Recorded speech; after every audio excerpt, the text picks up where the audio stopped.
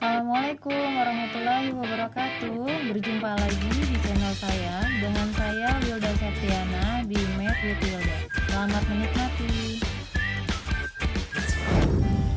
Pada bab lingkaran yang pertama kali kita pelajarin adalah unsur-unsur. Jadi lingkaran itu punya 8 unsur. Unsur yang pertama adalah titik pusat atau center point.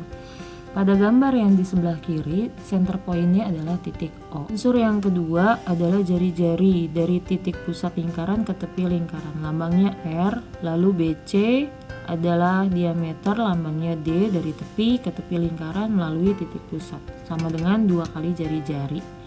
Lalu AB itu sama dengan chord atau tali busur. Tali busur itu dari tepi ke tepi tanpa harus lewat titik pusat. Sedangkan unsur yang kelima adalah arc atau busur yang bentuknya garis lengkung.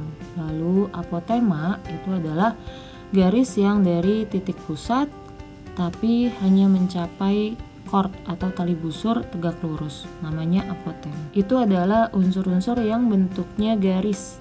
Nah, sedangkan yang bentuknya area itu ada 2. Yang pertama adalah segmen atau bahasa Indonesianya tembereng yang warna pink.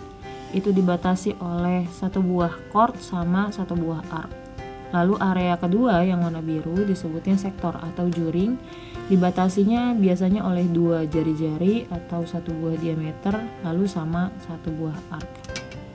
Rumus circumference dan rumus area atau luas itu sama seperti yang sudah kalian pelajari waktu kelas 5-6 SD. Jadi rumusnya kelilingnya sama dengan pi kali diameter. Lalu karena diameternya tadi sama dengan 2R, maka bisa diganti jadi pi kali 2 kali R. Dan rumus areanya sama dengan pi kali R kali R. Karena tadi diameternya sama dengan 2R, berarti R-nya bisa diganti menjadi setengah diameter. Jadi bisa ditulis pi dikali setengah diameter dikali setengah diameter. Kalau setengahnya sama-sama dikalikan, maka menjadi 1/4 diameter kuadrat. Nah, ini adalah rumus circumference dan rumus area. Ada banyak pertanyaan apa bedanya antara perimeter dan circumference. Bedanya kalau perimeter itu untuk keliling yang bangunnya datar bersegi, sedangkan circumference itu keliling untuk bangun datar yang melengkung. Oke, kita lanjut ke pembahasan soal dari exercise 5. Di sini diminta jawab center itu titiknya yang mana ya sesuai gambar. Center itu yang O, lalu diameter itu yang dari ujung ke ujung lewatin center, berarti PQ.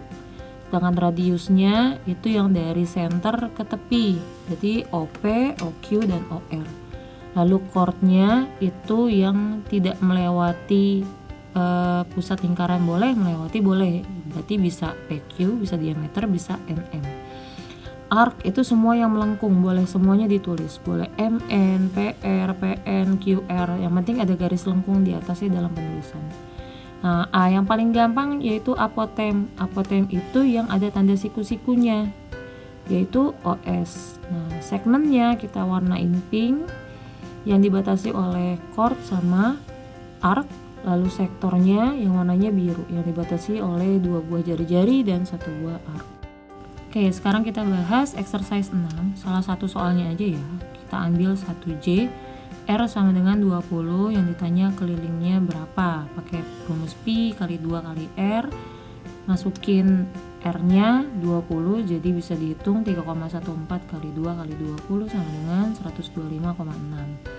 Lalu kita beralih ke nomor 2 yang F. Diketahui kelilingnya 15,7, yang ditanya diameternya berapa. Ya, kita pakai pi-nya 3,14, berarti D-nya atau diameternya sama dengan 15,7 dibagi pi.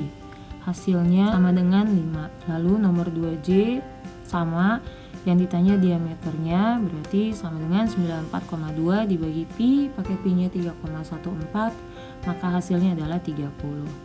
Lanjut ke exercise 7. Ini yang ditanya mulai area ya. Jadi kita paste aja rumus luasnya yang tadi udah kita bahas. Kita bahas nomor 1E.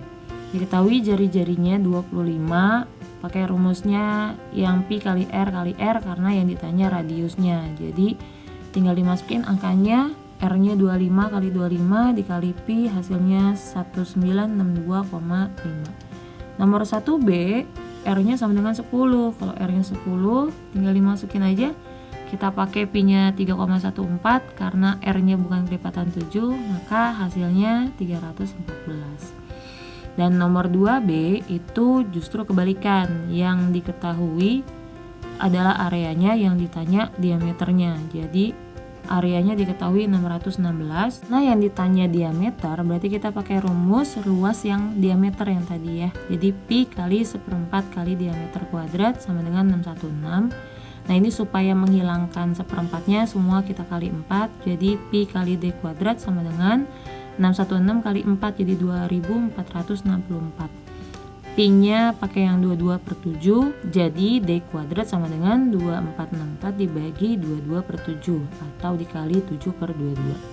Maka diameter kuadratnya sama dengan 784, D-nya sama dengan 28. Terakhir kita coba nomor 2E, sama yang dicari juga tetap diameternya, cuma sekarang kita pakai rumusnya yang biasa ya, yang Pi R kuadrat. Pakai Pi-nya yang 3,14, jadi R kuadrat sama dengan 28,26 dibagi 3,14, hasilnya sama dengan 9, berarti R-nya adalah 3, D-nya sama dengan 2 kali R sama dengan 6. Sekarang kita masuk ke central angle and inscribed angle atau sudut pusat dan sudut keliling. Apa itu sudut pusat? Jadi central angle adalah sudut yang titik sudutnya pada titik pusat lingkaran. Kalau di contoh lingkaran di sebelah kiri, contohnya yaitu sudut AOB. Jadi dia menggunakan titik pusat lingkaran. Sedangkan inscribed angle atau sudut keliling adalah sudut yang titik sudutnya pada tepi lingkaran. Jadi dia nggak pakai titik pusat, tapi dia pakai titik tepi lingkaran. Jadi contohnya bisa ada dua, bisa ada sudut ACB, bisa sudut ADB, atau bahkan lebih dari dua bisa. Yang penting titik sudutnya itu menyentuh tepi lingkaran. Nah, dari gambar di atas kita bisa lihat ada hubungan antara central angle sama inscribed angle. Hubungan yang pertama, ini asalkan menghadap busur yang sama ya, sudut pusatnya akan sama dengan 2 kali sudut keliling, dan sudut kelilingnya akan sama dengan sudut keliling juga.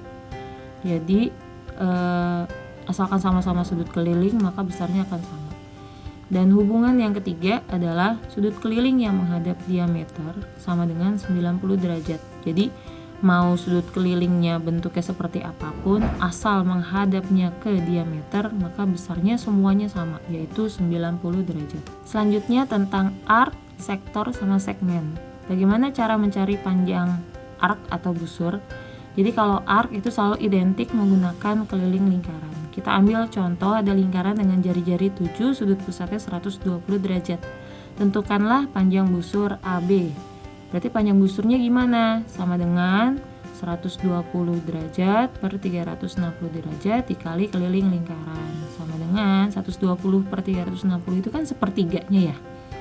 Jadi busur AB itu sepertiganya dari satu keliling lingkaran. Jadi kalau kita hitung sama dengan 44 per 3 cm. Dimana formulanya sama dengan sudutnya per 360 derajat dikali keliling lingkaran. Lalu bagaimana cara menghitung area of sector dan segmen? Nah, kalau area of sector dan segmen itu menggunakan luas lingkaran karena kalimatnya luas ya, area. Nah, kita ambil contoh, tentukanlah luas juring dan luas tembereng di samping, di mana jari-jarinya sama dengan 10 cm. Maka cara menghitung area of sektornya bagaimana? Nah, ini kita lihat bahwa sektornya itu bentuknya 90 derajat atau siku-siku.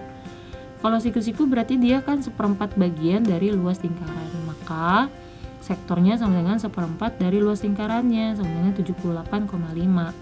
Setelah itu untuk mencari segmen kita perlu mencari luas segitiganya.